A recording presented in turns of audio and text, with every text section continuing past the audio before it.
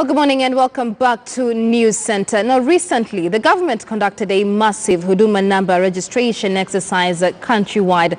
But as it is, the exercise appears to have come to a halt, with nothing seemingly appearing at the chief's camps. This morning, I want to discuss better practices regarding transparency and accountability of such exercises. In studio with me is Franklin Odhiambo, who is a public policy analyst, to discuss more on the same.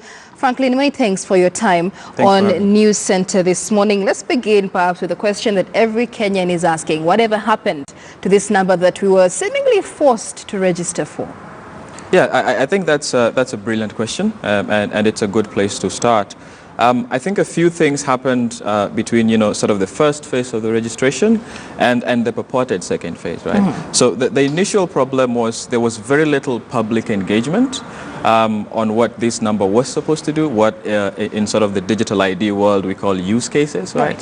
So use cases for Huduma number were not clearly delineated, and so we saw the government resorting to, sending county commissioners and the former prime minister on sort of this huge mass registration, but it was not explained well, right? And so we saw court cases that raised significant issues of privacy, especially access by third parties, right? So that is where we are at right now. And so from that registration to sort of the introduction of the current Huduma bill, what the government is trying to achieve here is to sort of circumvent some of those issues that were raised in court and sort of try to force it anyway, with a significant question obviously then being access to users' biometric data, access to a lot of data points that were not really discussed in any public participation forum. Absolutely, and many concerns really did come out. The issue of protection of data, the question of how secure, first of all, is my data with you people? Why do you need this type of data to begin with? And it went to the High Court, and the High Court made certain decisions, so you can continue the registration under the condition nobody is forced, under the condition that there is no biometric data and GPS data as well. But Kenyans still did not understand even what the data they gave was going to do and where it is going to be stored. How should the government essentially approach such issues in terms of accountability and transparency, more importantly? Right. So a good digital ID system, which is what the government is trying to achieve, and just a bit more context, the African Union has something they call a digital transformation strategy, part of Africa 2063 strategy, right? And a lot of African governments, including working with Smart Africa as well, are all working towards this digitized economy, right? So that's the vision, right? And part of working towards the digital economy is to ensure that individuals can authenticate and have digital identity systems, right? Now, a good digital identity system that allows accountability and transparency is an identity system that has user value, right? One that a user knows what that identity system is going to be for, has user control, right? So if I collect certain data points about you, you have the option to opt in or opt out, right? I want you to have this information or I don't want you to have this information, without that limiting access to government services, right? A third thing that a good system has is privacy, right? So a good data system has privacy of users, and a fourth thing is security.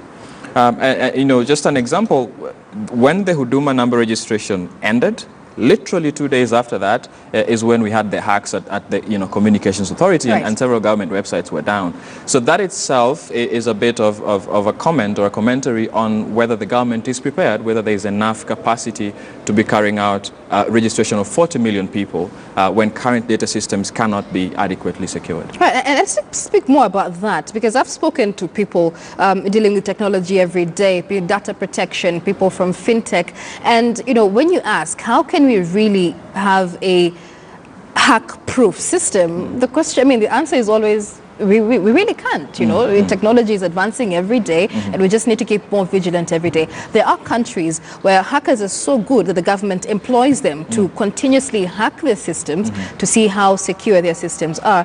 So how then does design ensure in keeping up with global best practices to ensure privacy of data? Right. So as any good technology designer or whose work depends on securing people's identity will tell you, The less data you collect, the better for security, right? Less is always more in this case. And so global best practices, right? So India, Nigeria are some of the countries that either have implemented or are looking at implementing this data. And what India did in a program that is called Aadhaar is they collected, very minimal information, right? And that is sort of easier, so to speak, to secure, right? So in cases of digital identities, something that a lot of people in civil society and maybe in technology are very wary of, one is centralization of that data. And a conversation that people are having, if you read the Huduma Bill, part of the provisions that they're having is they want all the data on citizens collected to be stored on local servers in the country, right? Right? So that is what we call data localization. And there are questions around whether data localization will allow for regional policies around that data, right? Can you secure data in this country while also using, for example, a Tanzanian citizen comes here and Tanzania has a digital ID program. How do you secure that data, right? So data localization is something we call interoperability, whether data can be cross-used, right, are some of the debates that are ongoing. Yeah. All right. And like you mentioned, less is more. But here we are trying to register 40 million plus people in a very short period.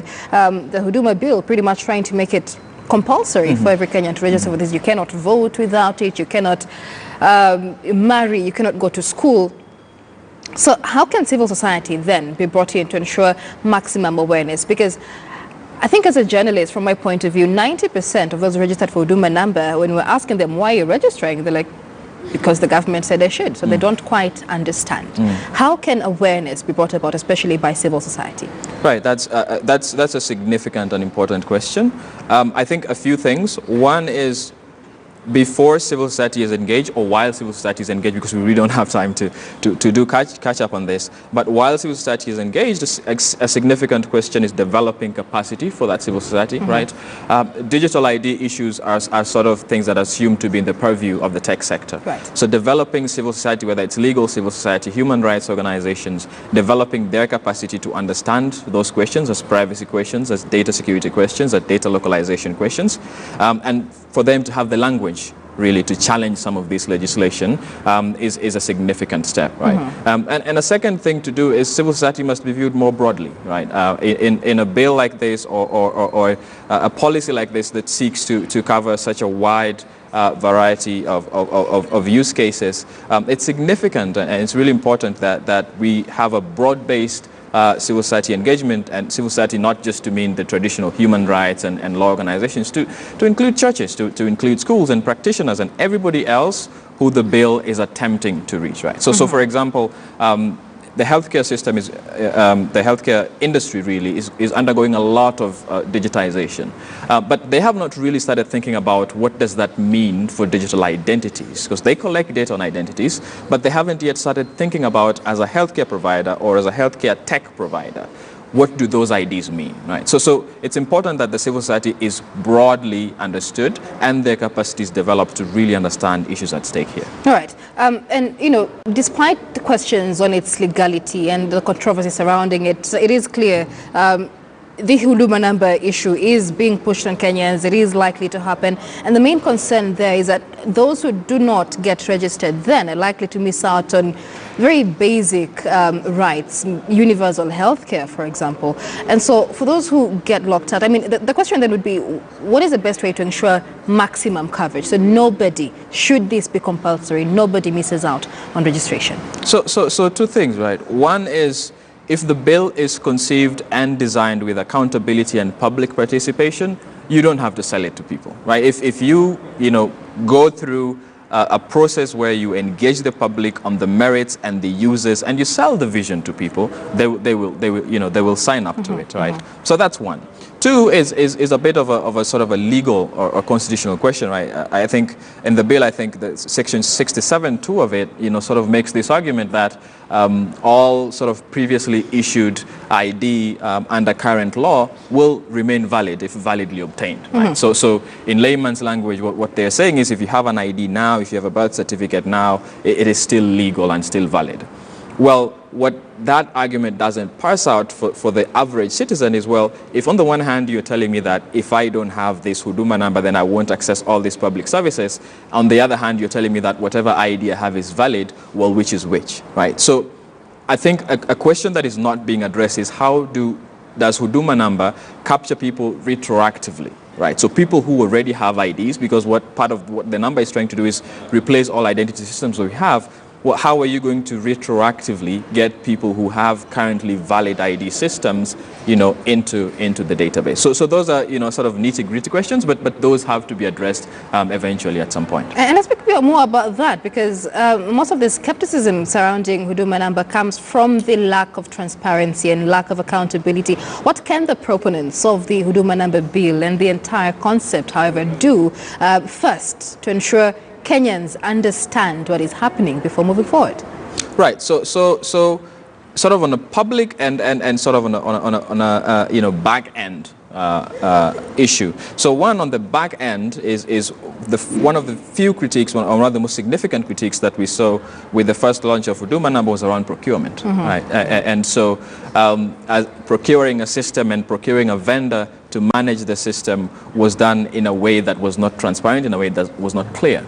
That already is a dent on accountability. If you cannot keep account of who is procuring the system that is going to be holding data on millions of Kenyans, that is already a problem, you're going to have a hard time selling this to regular citizens. So, for the second phase, or when the bill passes, if the bill passes, it will be significant to have vendor accountability. And that is not just so that citizens can say, oh, we gave this person this information. It is fundamentally significant also as a design question, because a fundamental question that people are grappling with who are proponents of digital ID is a question of vendor lock-in.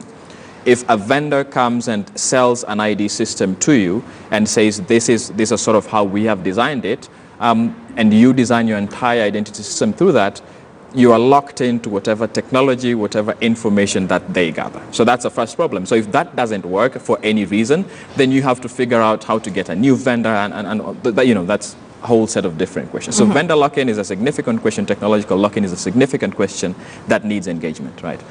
On the front end, the government can do a better job, again, as I said, selling this to Kenyans and making better arguments about why our current ID systems are insufficient or irrelevant in whatever digital economy that they perceive. So I think that argument has to be made clearly and has to be made within the bounds of our constitution, right? It is irrelevant whatever vision you have of how grand Kenya is going to be in 2030 if it is not within the laws of the country. So they have to make a very significant legal argument, they have to make a very significant public policy argument, and they have to sell an economic argument as well. And I think they can do a better job of all those. So let's speak about that, what they need to do in the wake of Kenya's current situation as is. There's a lot of mistrust and distrust among Kenyans as it is. There have been talks of this issue being politicized. So now it's become, this is perhaps being used, for the elections. This is perhaps being used for, targeting whatever community. As a public policy analyst, perception is incredibly important, when, especially when engaging the public when it comes to this. How tough a job do proponents of Huduma number have now in the wake of the perception that has been put out there? Well, it depends, right? It can be easy, it can be difficult. If they want to do it right, it is going to be difficult, right? Because, again, another proponent of a good digital identity system is inclusion. And not just inclusion into the database that you build, but inclusion in the entire process of designing the digital ID system. If the government and the proponents of Huduma number want to do this right, then they have to go back to the first square and think about how are we including people as participants, as people who are going to hold us into account, citizens, stakeholders, civil society. How are we including those people in sort of a more proactive rather than reactive way, right? But if you read through the political messaging that was happening in the previous registration, the government really has very little interest in doing that. My personal opinion is this is going to be pushed in the same way the 2014 security bill was pushed, in the same way the Cybercrimes Act was pushed, in the same way the 2017 Election Act Amendment Act was pushed.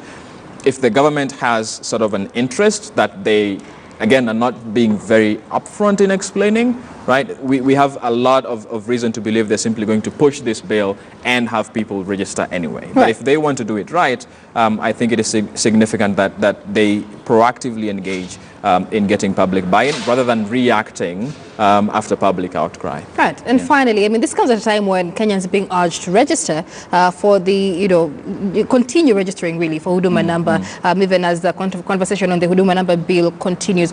What are your expectations surrounding this as a public policy analyst? Well, my expectations are that it is not going to be as successful as it seems. Part of public policy analysis is economics, right? And so if you have spent money on a first phase of registration that was flawed from the start, and the court had to sort of cut down, in size most of government expectations, and then you had to go around and design, legislation to support public policy, and at the same time you're still enacting parts of your previous policy. What that comes across for not just an analyst but an ordinary citizen is there is very little coordination by the government on message, on narrative, and very little coordination on the goals of this public policy. So again, I think the government needs to, sort of sit down, so to speak. I know they have, but think through selling the policy to the citizens, think through ensuring accountability and allowing accountability by civil society stakeholders, regular citizens, and opening the conversation, right? A lot of the complaint that we've been hearing is, if this is a bill that is going to repeal 3 acts of parliament, that is going to affect taxation, healthcare, registration of births and deaths, passport access, it is not a non-significant moot bill that you can discuss in one day, as the government has said it. Right? It is significant that there is more public participation and that the government actually listens to that participation, not to have it sort of as rubber stamping so that, when the court says, well, did you have public participation? They say, yes, we do. Right? But it's significant that you listen, because that is part of getting public buy-in into the policy. All right. Many thanks for your time. That is Franklin Odhiambo. He is a public policy analyst and public communications strategist. They are speaking to us all around the Huduma number conversation, one that has been controversial in Kenyan space. That conversation